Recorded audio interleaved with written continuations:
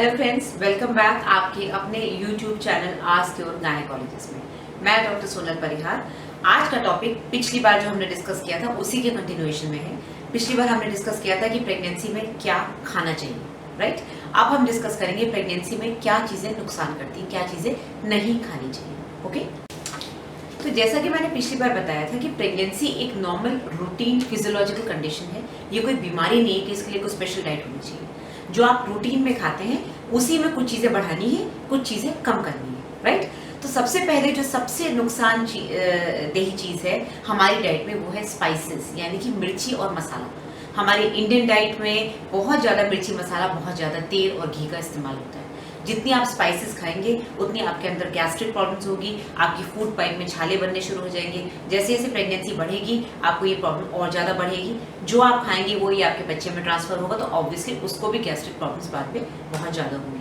किसी किसी को यूरिन में जलन भी होनी शुरू हो जाती है क्योंकि वो स्पाइसी फूड ज़्यादा खाते हैं। तो स्पाइसेस बिल्कुल नहीं लेंगे। ओके, सेकेंड चीज़ आते हैं अभी हम लोग जो आप वेजिटेबल्स खाते हैं। बहुत से लोगों को आदत होती है कच्चा सलाद खाने की, या फिर कच्ची दालें जिनको कि स्प्राउट्स कहते हैं, जिनको कि हम अंकुरित करके खाते हैं। तो ये चीज़ें आप जब डाइट कर रहे हैं, जब आप डाइटिंग कर रहे हैं और वेट रिडक्शन की कोशिश करें तब ठीक है। प्रेगनेंसी में अगर आप ये चीज़ें खाएंगे तो एक तो वैसे ही आपकी इम्यूनिटी कम है, और इन चीज़ों में कुछ बैक्टीरिया जैसे कि लिस्टीरिया, जैसे कि सैल्मोनेला जिससे कि टाइफॉइड होता है, टॉक्सोप्लाज्मोसिस जिससे कि बच्चे में एबनॉर्मल प्रॉब्लम्स हो जाती है, ये सारी चीजें इसमें ज्यादा होती हैं। तो आप कोशिश करें कि जितनी भी सब्जियां हैं या तो उनका छिलका उतार के खाएं, क्योंकि छिलका उतारने से आप बाहर का जो बैक्टीरिया है, अगर आपने नहीं भी उसको ठीक से धोया है सब्जी को, तो छिलका उतारने से वो बैक्टीरिया, वो कंटैमिनेंट जो ऑर्गेनिज्म है वो निकल जाएगा। नहीं तो अगर आप छिलके के साथ बना रहे हैं तो उसको अच्छी तरह से धोएं। इसी तरह से दालें जो आप स्प्राउटेड बना के अंकुरित करके खा रहे हैं, कोशिश करें कि कच्ची चीजें ना खाएं, उनको अच्छी तरह से कुक करके अच्छी तरह से पका के जिसके अंदर उसके अंदर के बैक्टीरिया और वायरस मर जाए तब आप खाएं। ओके, थर्ड चीज जो अपने को अवॉइड करनी है वो है बिना उबला हुआ दूध, अनपास्चुराइज्ड मिल्क, अनपास्चुराइज्ड जूस, राइट। जितने भी ये पास्चुराइजेशन प्रोसीजर्स होते हैं इसमें जितने भी बैक्टीरिया और वायरसेस होते हैं वो खत्म हो जाते हैं। तो अगर आप पास्चुराइज करा हुआ मिल्क नहीं लेंगे तो आपको प्रॉब्लम रहेगी।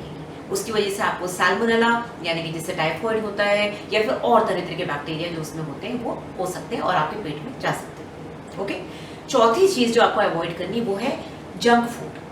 अब जंक फूड जैसे कि बर्गर्स हो गए, पैटीज हो गए, पेस्ट्रीज हो गई, ऑफकोर्स आपको कभी कभी अगर वीक में एक बार सैटरडे या संडे को थोड़ा सा खाने का मन है, खा सकते हैं। एक तो प्रॉपर शॉप से लीजिए जहां पर आपको पता है कि भाई अच्छी तरह से हाइजीनिकली उसको बनाया जाता है।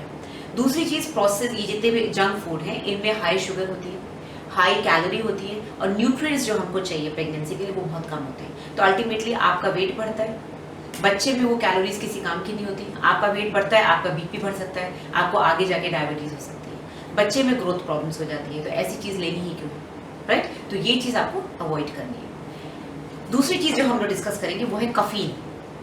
कफीन यानी कि जो चीज़ कॉफ़ी और चाय में होती है, कफीन बहुत ज़्यादा होता है कॉफ़ी और चाय में। तो जो लोग एडिक्टेड हैं कॉफ़ी और चाय के लिए, या फिर कोका कोला या फिर कोको पाउडर, इन सबको आप कम कर दीजिए। मैक्सिमम आप 2 से 3 कप से ज़्यादा मत पीजिए पूरे दिन में। कोशिश करें कि 1 कप या आधा कप ही पिए। फिर भी अगर बहुत ज़रूरत है तो आपकी मैक्सिमम कैपेसिटी 2 से 3 कप से ज़्यादा नहीं होनी चाहिए। जितना आप कफीन लेंगे उतना ही आपकी आंवल के थ्रू वो कफीन आपके बच्चे में जाएगा। बच्चा उसको डाइजेस्ट नहीं कर पाता है, तो जब जब वो बच्चे में कफीन जाएगा तो अंदर उसको डेवलपमेंटल प्रॉब्लम्स होंगी। ओके, उसके डेवलपमेंट में, उसके ग्रोथ में, उसके मानसिक जो उसका डेवलपमेंट होता है उन सब में प्रॉब्लम्स आएंगी। तो कफीन प्लीज अवॉइड करिए। ओके, अब हम आते हैं नॉन वेजिटेरियंस में। नॉन वेजिटेरियंस जो कि अंडा खाते हैं, अब अंडा तो बहुत से वेजिटेरियंस ने भी शुरू कर दिया जैसे कि हमने पिछली बार डिस्कस किया था। तो नॉन वेजिटेरियंस के लिए जो भी लोग अंडा खाते हैं उसको पहली बात तो अच्छे से पका के खाएं। जैसे बहुत से लोग हाफ फ्राई खाते हैं, हाफ फ्राई ना खाएं, उसको फुल फ्राई करके खाएं। हाफ बॉइल्ड एग ना खाएं। सबसे ज्यादा जो बीमारी फैलती है अंडर कुक्ड एग खाने से वो होता है सैल्मोनेला यानी कि टाइफॉइड। टाइफॉइड की वजह से मदर में यानी कि माँ में जो उसको खा रही है उसमें डायरिया हो सकता है, फीवर आ सकता है, ठंड लग के बुखार, पेट में दर्द की वजह से कई बार बच्चेदानी में दर्द शुरू हो जाता है, जिससे कभी कभी अबॉर्शन होने के चांसेस होते हैं। तो प्लीज ऐसी चीजें ना करें, इससे बहुत वॉमिटिंग भी होती है। तो आप अंडर कुक्ड एग ना खाएं। यही बात लागू होती है हर तरह के मीट में, चाहे वो चिकन हो, चाहे वो फिश हो, चाहे वो मटन हो। ये सारी जितने भी मीट्स हैं अगर आप इनको प्रॉपरली कुक नहीं करेंगे तो जो एनिमल्स, जो बैक्टीरिया जो एनिमल्स में रहते हैं जैसे toxoplasma, Listeria, E coli, Salmonella, ये सब आपके पेट में जाएंगे, क्योंकि ये जो जानवर है जिनको हम लोग एज अ मीट के रूप में खा रहे हैं, इनके अंदर ये होस्ट की तरह रहते हैं, ये होस्ट होते हैं बैक्टीरिया के लिए। तो अगर हम इनको प्रॉपर्ली कुक नहीं करेंगे तो उनके कीटाणु हमारे अंदर आ जाएंगे और वो बच्चे के लिए नुकसानदेह होंगे। टॉक्सोप्लाज्मोसिस का नाम आपने सुना होगा, ये बड़ा ही कॉमन है। जिन लोगों को बार बार एबॉर्शंस होते हैं उनका ये टॉक्सोप्लाज्मोसिस चेक कराया जाता है। ये बच्चे में ब्लाइंडनेस यानी कि आंखों में प्रॉब्लम, नर्वस सिस्टम में प्रॉब्लम, डेवलपमेंटल प्रॉब्लम्स, बॉडी के अंदर कुछ ना कुछ प्रॉब्लम्स हो जाती हैं इस बैक्टीरिया की वजह से। और मदर के अंदर क्या सिम्टम्स होते हैं, जैसे फ्लू होता है, जैसे कोल्ड होता है, सर्दी जुकाम खांसी, इस तरह के सिम्टम्स होते हैं। तो प्लीज़ किसी भी चीज़ को अगर आप खाएं, चाहे वो वेजिटेबल हो चाहे वो नॉन वेज, उसको प्रॉपरली कुक करके खाएं। अब आते हैं फिश ईटर्स में, जिन लोगों को फिश बहुत ज़्यादा पसंद है। अंडर कुक्ड खाएंगे तो फिर वही प्रॉब्लम्स होंगी जो मैंने बताया कि अगर आप प्रॉपरली कुक नहीं करेंगे। अगर आप ज़्यादा फिश खा रहे हैं, भले आपने कितनी भी कुक करी हो, फिश के अंदर मर्क्यूरी लेवल बहुत हाई होता है, ये मैंने पिछले वीडियो में बताया था। मर्क्यूरी हाई होने से, ये एक तरह का मिनरल है, ये किडनी के लिए, आपके लिवर के लिए, आपके ब्रेन के लिए, आपके इम्यून सिस्टम के लिए बहुत टॉक्सिक होता है। तो मर्क्यूरी ज़्यादा बढ़ने से आपको और आपके बच्चे दोनों को प्रॉब्लम है। तो फिश का कंजम्पशन प्लीज़ कम रखिए।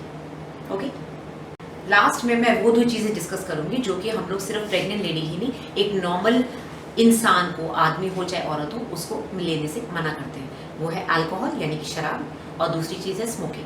स्मोकिंग में होता है निकोटीन, कैफीन, और अल्कोहल में जो भी आप अल्कोहल कंजम्पशन करते हैं, ऑब्वियसली वो आपको और आपके बच्चे दोनों के लिए नुकसानदायक है, राइट। अब अल्कोहल की वजह से क्या होता है, अल्कोहल की वजह से बच्चे के फेशियल डिफॉर्मिटीज आती हैं, आंखें छोटी छोटी हो जाती हैं, जिसको फेशियल, एक अल्कोहल फेशियल सिंड्रोम बोलते हैं इसको, जो बहुत ज़्यादा अल्कोहलिक होते हैं उनमें ये प्रॉब्लम होती है। जनरली हमारी कंट्रीज़ में, एशियन कंट्रीज़ में इतना कॉमन नहीं है, यूरोपियन कंट्रीज़ में ज़्यादा कॉमन है। बट अल्कोहल आपके बच्चे की ग्रोथ में प्रॉब्लम करेगा, बच्चे के अंदर पेट में डेथ हो सकती है, IUGR हो सकता है, यानी कि भाई ग्रोथ रिटार्डेशन, टाइम से पहले हो सकता है बच्चा। तो ये सारी प्रॉब्लम्स अल्कोहल की वजह से आती है। सिमिलर प्रॉब्लम्स आती है स्मोकिंग की वजह से। स्मोकिंग खाना या फिर टोबैको च्यू करना, जो कि हमारे राजस्थान में बहुत कॉमन है, ये दोनों चीज़ें बच्चे के लिए बहुत नुकसानदेही होती है। मदर का खुद का वेट नहीं बढ़ता है, उसका खुद का मेटाबॉलिज्म गड़बड़ हो जाता है, उसकी आंवल से वो सारे जो जहरीले पदार्थ आप खा रहे हैं वो बच्चे में जाते हैं, बच्चे की ग्रोथ हैम्पर होती है और बच्चे को अंदर डेथ होने की चांसेस होते हैं। तो आई थिंक इतनी जानकारी आपके लिए काफ़ी है कि प्रेगनेंसी में क्या लेना चाहिए, क्या नहीं लेना चाहिए। और अगर आप इतना ही ध्यान रख लेंगे अपना, तो इससे ज़्यादा और कोई ध्यान रखने की जरूरत नहीं, क्योंकि प्रेगनेंसी एक नॉर्मल फिजियोलॉजिकल फिनोमेना है। खुश रहिए, अपने आप को खुश रखिए, हेल्दी खाइए, अपने बच्चों को हेल्दी रखिए, अपनी प्रेगनेंसी को हेल्दी रखिए। That's it. प्लीज़ मेरे यूट्यूब चैनल को सब्सक्राइब करिए। इसको सब्सक्राइब करने से आपको मेरी वीडियोस अपने आप मिलने शुरू हो जाएंगे। सब्सक्राइब करने से बहुत सारे ऐसे वीडियोस हैं जो आपके सामने उभर के आ जाएंगे। बहुत से लोग मुझसे क्वेश्चन पूछते हैं कि मैम ये कैसे होता है या वो कैसे होता है, तो मैं उनको बोलती हूँ आप मेरे पुराना वीडियो देखिए, मैं इस पर बना चुकी हूँ। तो कहते हैं हमको आप पुराना वीडियो देख ही नहीं रहा। पुराना वीडियो इसलिए नहीं दिख रहा क्योंकि आपने सब्सक्राइब नहीं किया। आप सब्सक्राइब करेंगे तो आपको लाइन से मेरे सारे जितने भी 40-50 वीडियो है सारे लाइन से दिख जाएंगे और सबका डिस्क्रिप्शन और टाइटल लिखा हुआ आ जाएगा। तो please subscribe and like my videos and please share it with your friends.